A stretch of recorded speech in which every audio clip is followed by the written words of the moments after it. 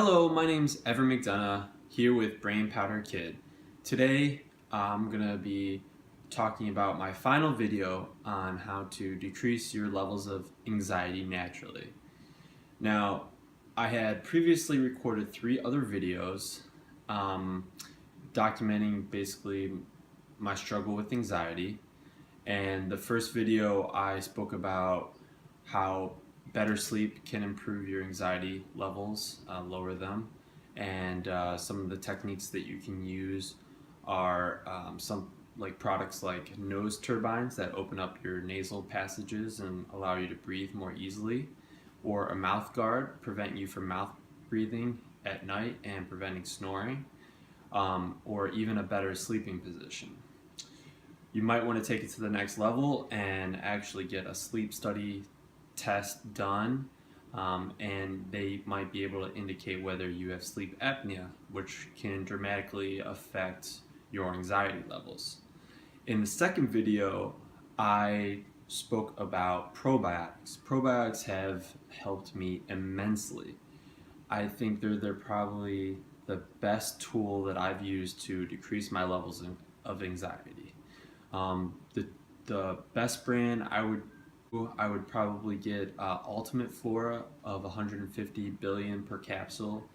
You can get them on Amazon for about $40, so that's definitely a must. In the third video, I spoke about other supplements, all natural supplements like curcumin, ashwagandha, taurine, magnesium, B-complex. All of these things can help you naturally get lower anxiety levels. So in this fourth video, this final video, I want to talk to you about what to eat. And specifically, I can't really talk about what I think you guys should eat on an individual level. That's because there isn't really a single way of eating, given your own personal genetic variances. So I will just be running through some of the stuff that I eat and why I eat it. So stay tuned. So some of the things that I like to eat in the morning. We're gonna go from morning, lunch, and dinner. Okay? So in the morning, I love to eat nothing. I like to have a gap between yesterday's dinner and breakfast of at least 14 hours. So that gives my body the time to use up pretty much every storage it's had, and goes into a mini type of fasting state. Not a full-blown fasting state. That takes anywhere from 2 to 3 days to get into, but it does have a small fasting-like effect that can help you out with your insulin sensitivity and some of the aphophage that you'll get, which is basically your body using up damaged materials and excess glucose and stuff like that. So I'm a big advocate of pretty much not eating anything in the morning. Not until at least, well, it depends on what time I ate last the day before, but probably around 11 o'clock I'll eat something. And that item is not really breakfast, it's not really lunch. It is a protein. Take a protein, 1 scoop, 30 grams. The protein that I use can vary, but I usually try to stick to an isolate just because I think I have a slight issue with normal whey's upsetting my stomach. So stick to an isolate and you will avoid most of the gastrointestinal issues that you receive from most protein concentrates. Around 3 hours, that's because this is 30 grams and your body usually digests about 10 grams per hour. I just want to get the protein digested individually. I was eating oatmeal in the morning, and I was getting really lethargic I try to stay away from eating anything or eating anything when it has to do with carbs. So I will do this protein shake in the morning, or I'll use some MCT oil, Brain Octane from Bulletproof. It's a little expensive, but I think it goes a long way. So I'll just do a tablespoon of this in the morning if I don't do the protein. So this really helps out with fasting as well. So my lunch, I work in IT finance. I try not to eat out very often.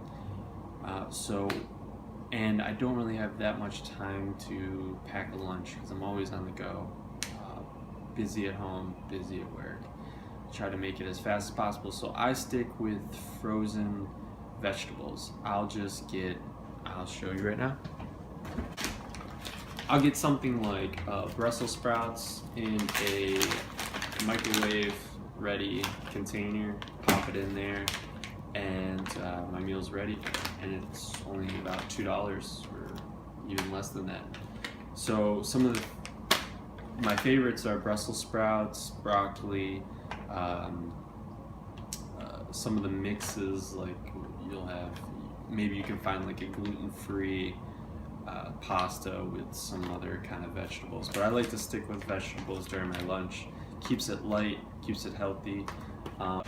So that's what I eat for my lunch. I usually eat one of these or some derivative of this, and it's quick and easy, cheap, and you're gonna avoid a lot of things that can possibly upset your stomach, which, like we talked about in the second video, can affect your anxiety levels. So you want to make sure you're staying away from gluten. You want to make sure you're staying away from dairy. This does not count as any of those, especially if you're getting the isolate. You're going to have less distress. Now for dinner I go a little bit crazy. I can have pretty much anything I want as long as I'm not allergic to it, and I try to still stay away from dairy and gluten. But I'm a little bit less concerned concerned about how healthy my dinner is. As long as it doesn't have gluten and dairy, I can pretty much pig out on anything. So, and I need the calories anyways. I'm pretty skinny, and I try to work out every other day, so I'm definitely burning it up. So it doesn't matter much about that. So I guess what I'm trying to say here to round it up is, if you're trying to decrease your levels of anxiety, you want to stay away from things that can trigger anxiety-like effects, and those include allergens, and those also include, well, you could categorize them as allergies in a broad sense, but you might not be alert. How do I put this?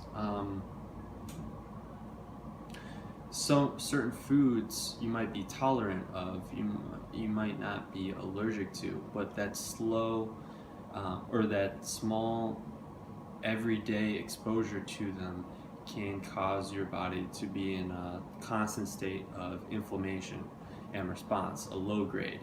But over time that can totally disrupt your gut lining. It can disrupt a lot of different factors that can lead to anxiety and depression. So keep that in mind. Make sure you're staying away from things that you're allergic to, alcohol, sugar, and gluten and dairy. And that's pretty much it. If you do those things, you're gonna be alright. So thanks for all the support. I'm gonna keep on posting videos, but that's it for the anxiety stuff. Hopefully, if you guys have good results, you'll comment me or visit my blog. And take care. Happy day.